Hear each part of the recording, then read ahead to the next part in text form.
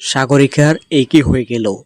সাগরিকার স্বামী সবুজ আহমেদ এবার প্রতারণা করে সাগরিকাকে পুলিশের হাতে তুলে দিল।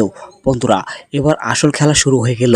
ইতিমধ্যে দেখা যায় সাগরিকা প্রতিশোধ নেওয়ার জন্য তার স্বামী সবুজ আহমেদকে জেলে পর্যন্ত পাঠিয়ে দেয়। বন্ধুরা, আসলে জমে যাবে প্রতিশোধের সংসার নাটকে 5 নম্বর পর্বটি। বন্ধুরা, 4 নম্বর পর্বে অনেক গুরুত্বপূর্ণ বিষয়গুলো দেখতে পারবেন। আর বন্ধুরা, খুব শীঘ্রই শেষ করা হবে প্রতিশোধের সংসার নাটকটি। আর বন্ধুরা, আপনাদের জন্য নিয়ে আসবে জাতের মেয়ে কালাভালো নাটকটি এবং গায়ের মেয়ে শহর সেল নাটকটি।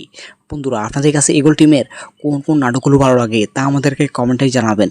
তবে বন্ধুরা, ইতিমধ্যে অসাধারণ অভিনয় করেছেন সবুজ আহমেদ এবং সাগরিকা প্রতিশোধের সংসার নাটকটির মধ্যে। ইতিমধ্যে প্রতিশোধের সংসার নাটকটি অসাধারণ হয়েছে।